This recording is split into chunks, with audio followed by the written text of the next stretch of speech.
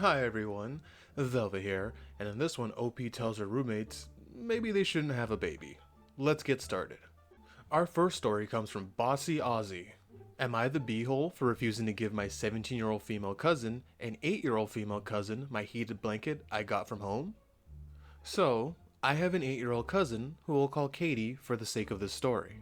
For my 16th birthday, my best friend Jasper gave me a heated blanket because I mentioned how my room can get freezing whenever it wants. It's basically a red blanket that plugs in. You pick one of 4 settings and it auto shuts off after 3 hours, so it's not a fire hazard. Safe to say, I love this thing. I'm actually using it right now.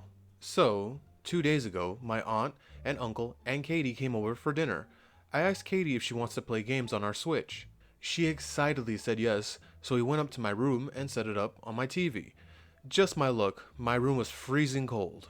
So, I set up my heated blanket for Katie, and while my heater slowly heats up the room, when they were about to leave, Katie came running to me with the blanket asking if she could take it home. The thing is, they have 2 dogs who ruin stuff in 2 seconds.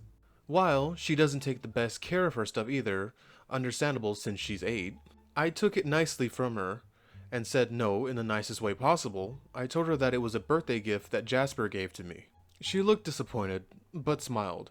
She met Jasper, and aside from her parents, and I'd say he's gotta be her favorite person. And he absolutely adores her. She's told Jasper and I that we need to get together and get married so that she can see him more often. She ran to her parents and got her stuff on, and my aunt and uncle asked why I couldn't just give it to her. I said again that it was a birthday gift from Jasper, and they just said that I couldn't have given it to her and Jasper and I could get another one? I don't want to give it away since it was a birthday gift from my best friend, and he had a hilariously hard time getting it. He paid for it, but he had to ask his mother to order it and tries his best not to mention that it was a gift for a girl, since you could probably tell how she'd respond. I stood my ground and told him that I wouldn't be giving it to them, and they just huffed and left. Later they texted me saying that I was a beehole and I should have just given it to her. I was older and I should have been the bigger person.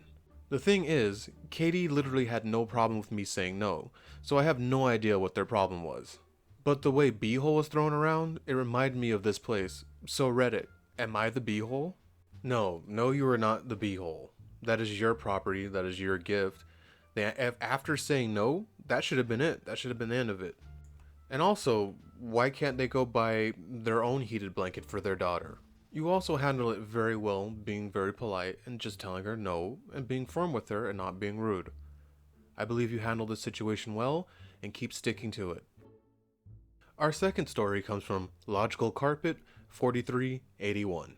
Am I the beehole for telling my wife I'm not going to sacrifice my hobbies just so that I can babysit?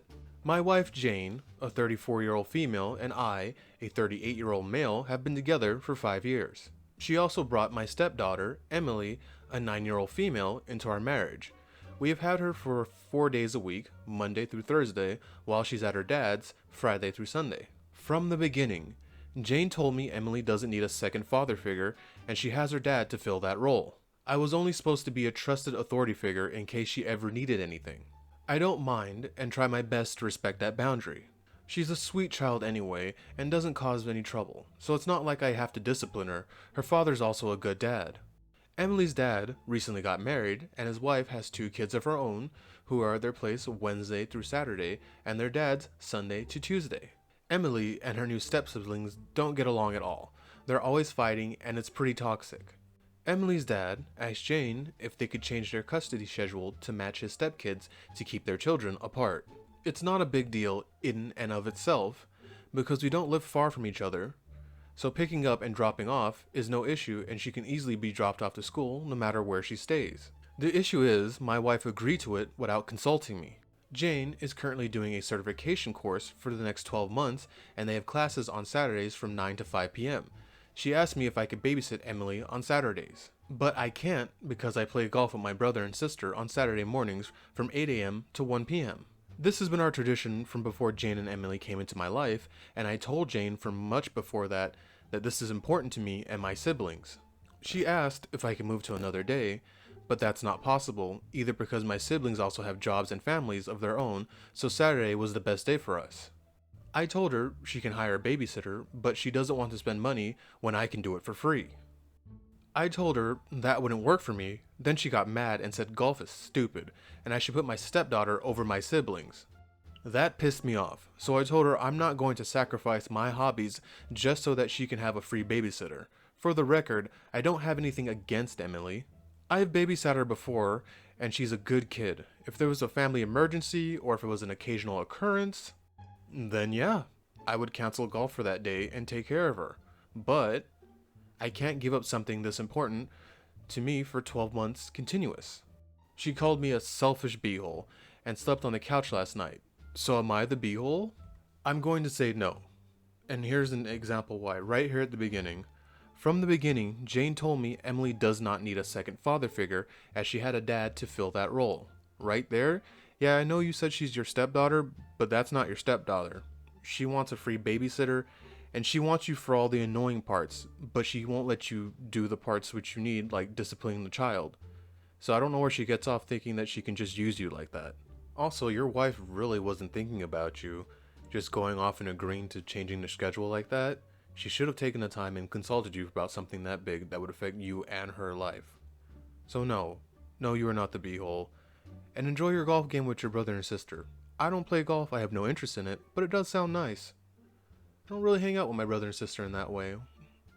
We have fun, but we don't have a scheduled thing to do. Kinda nice, maybe fishing. And our final story comes from Choice Cherry 9641. Am I the beehole for telling my roommates they shouldn't have a baby? I, a 22-year-old female, have lived with my roommates. Roommate 1 is 27 female, and roommate 2 is a 30-year-old male, for nearly 3 years. They got married in May and are expecting their first baby in December. We all co-signed a lease and are still contracted another 8 months, 6 months after the baby's due. I for one adore children and even work in a child care center. My roommates have always been incredibly lazy. I cook everyone's meals, clean the dishes, vacuum, mow the lawns, and pick up after their dog. That is always pooping inside and gets into everything. I also agreed to an outside pet, and we are not meant to have any according to our lease agreement. All of our friends were excited about the pregnancy, and I was at first too, but now I'm filled with dread. At this point, it's important to note that roommate 2 hasn't held a steady job in 3 years. So they're always tight on money unless the spending benefits them, while roommate 1 has 2 jobs, but is always off sick. I use sick as this was an issue even before the pregnancy. There have been multiple occasions where I've had to cover the rent and groceries, and I've never been paid back.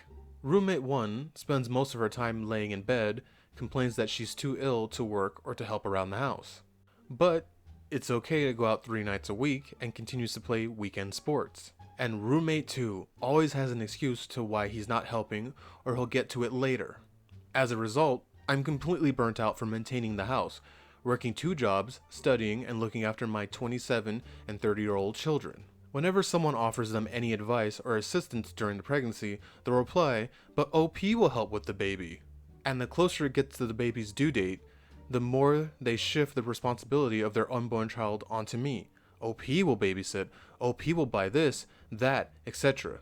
And the comment that pushed me over the edge was, "If we're too tired, we'll move the cot into OP's room and she can deal with it."